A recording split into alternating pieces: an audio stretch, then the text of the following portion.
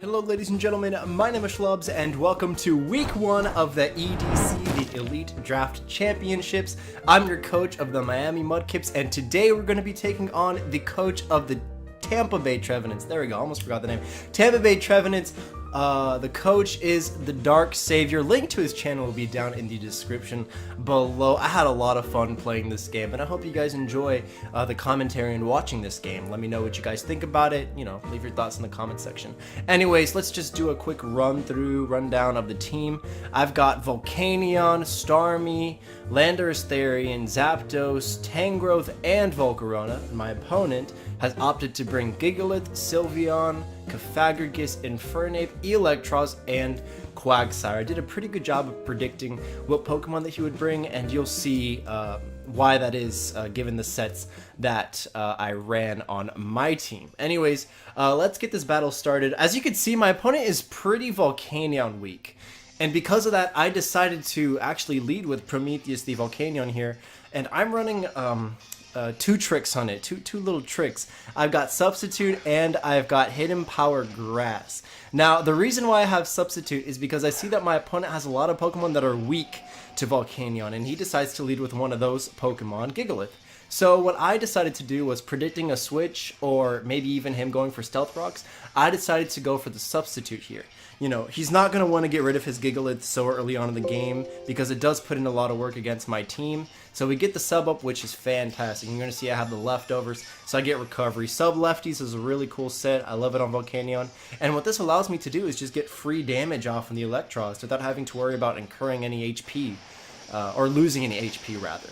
So, as you see, that's going to do a lot of damage. Steam Eruption is so good. This is a modest max special attack Volcanion. It's set to do a crap ton of damage as soon as it fires off a move. So now this Eelektross is in Flamethrower KO range, so I could just go for that, but I'm predicting him to switch out into his Quagsire, so I go for another sub here, but as you see, he stays in, so I'm like, is he just going to fire off another Thunderbolt? He's not going to let me get up a sub, but as you see, he actually fires off the Gracium Z Bloom Doom here, and I'm like, what?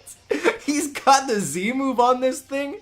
I guess he had the Bloom Doom for Swampert if I brought it, because Swampert would be a pretty good switch in for Eelektross since it resists or isn't affected by Eelektross's Electric Stab.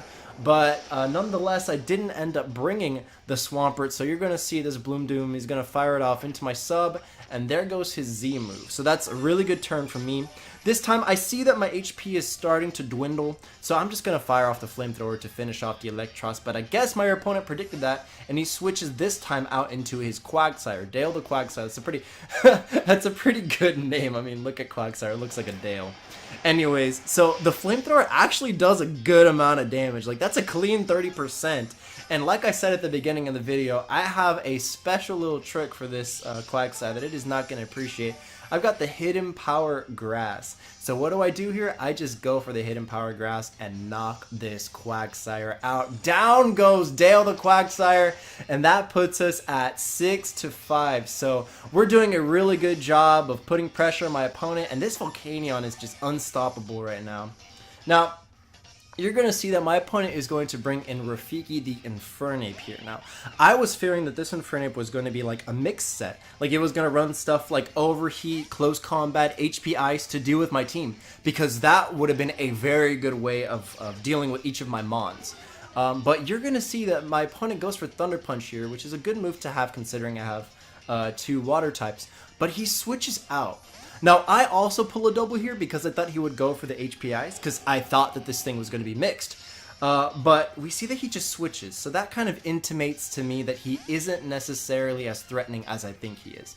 Anyways, I'm going to go into Apollo here. It was to take the HP Ice, but he goes into his Gigalith, so I have to immediately switch back out because I don't want to take a Rock Type move to the face.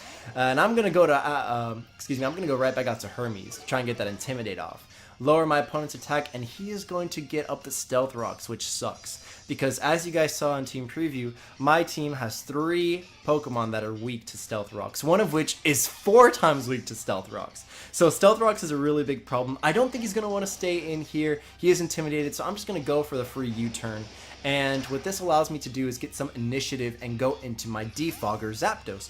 Zeus the Zapdos, I'm running it more defense, or rather more special defensive.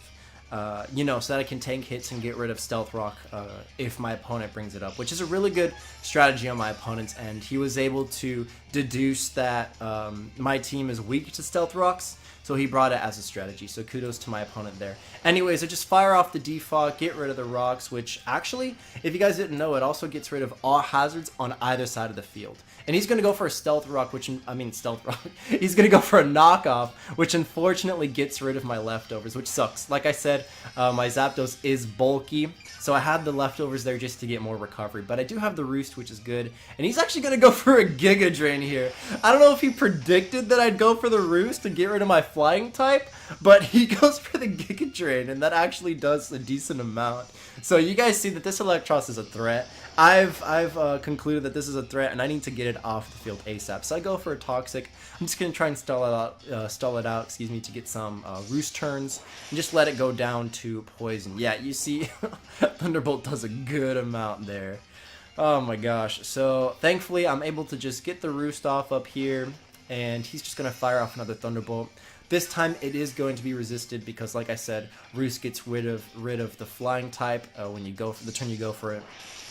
So Thunderbolt's going to do way less, and Toxic is just going to get rid of Whiplash the Electros. I actually wanted to draft Electros, but he ended up stealing it from me. I was going to draft it the turn that he got it, but he ended up getting it anyways. So he goes into his Gigalith now, Kryptonite. I really like the shiny one. And I think I did a bit of a misplay here. As you saw, he's got the Air Balloon, and I opted to go for Toxic. I think rather than going for Toxic and trying to stall this thing out, I should have gone for something like a Thunderbolt, because that would have allowed for me to pop my opponent's Air Balloon and to just bring in my Landorus Therian to go for Earthquakes. You're going to see now, instead of bringing in my Lando, I'm going to bring in my Volcanion. Because I'm gonna try and force a switch. I'm gonna try and get another sub up. But I guess my opponent, seeing how much damage the sub did last time, he's not gonna let me get the sub up for free. However, my opponent misses the Stone Edge, which really sucks. I feel bad that my opponent missed it, but you know, Stone Edge does have a propensity to miss. It does miss sometimes, and unfortunately it missed for my opponent there at a really vital point, because now this just allows me to get free damage off on his team.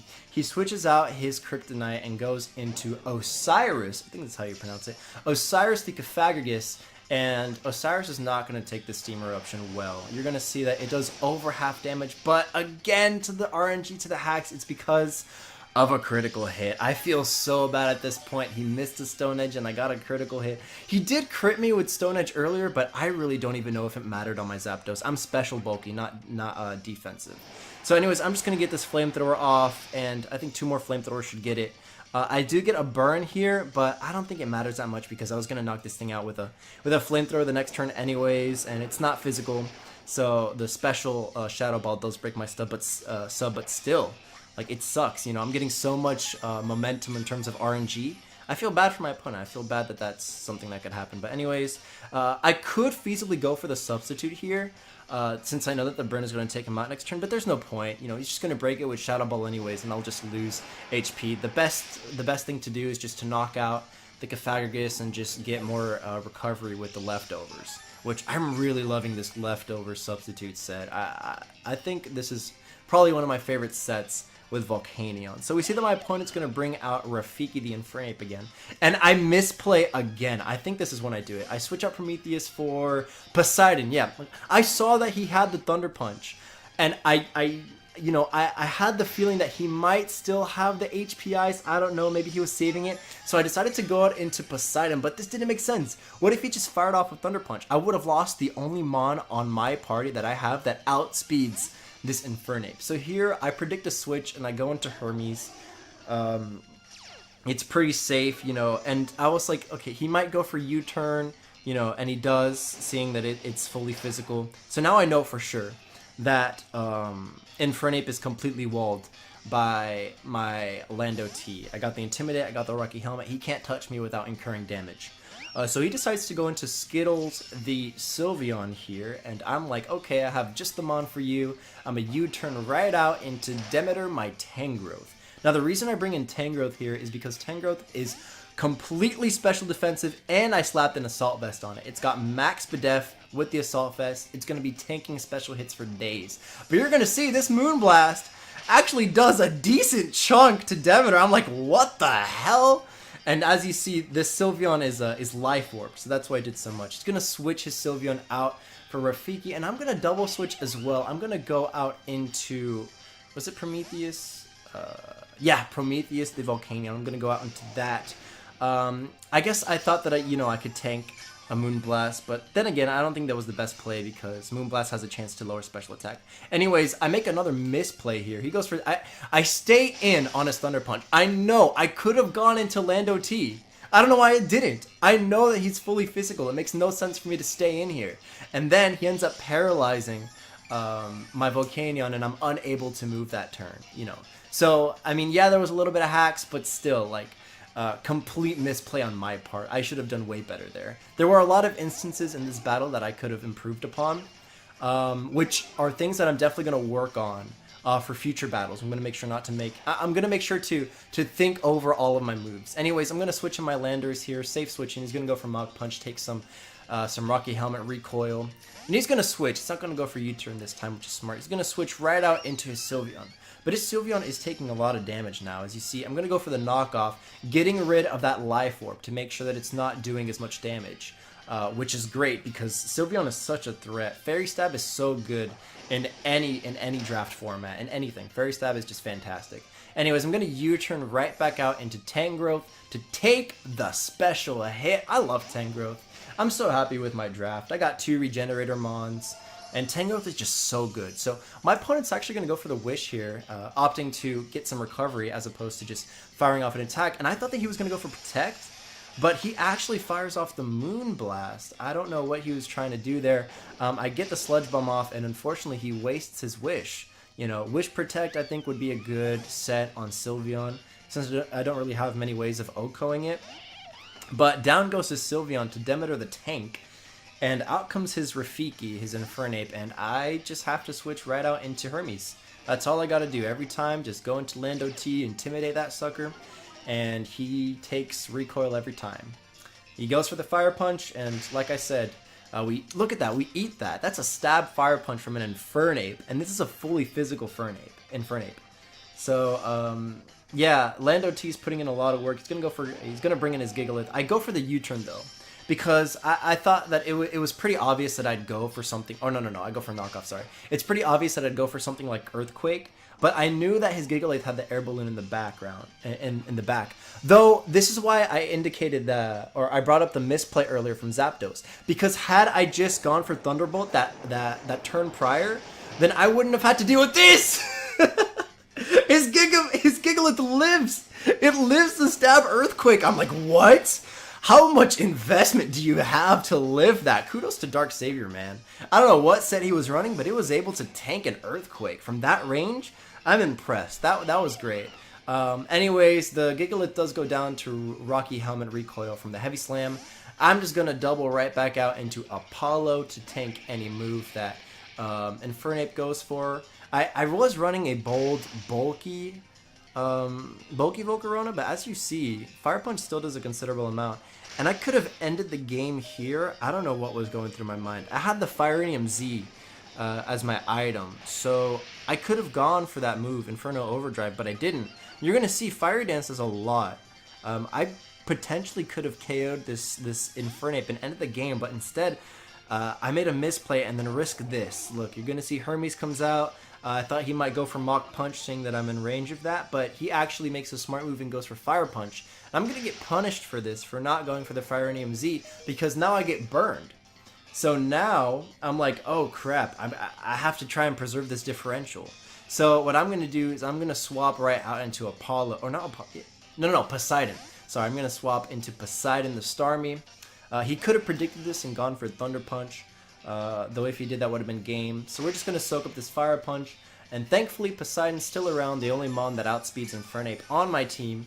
We're just going to fire off a Stab Surf, and that's going to finish the game. Good game to my man Dark Savior. Like I said, check out his channel. Links are in the description.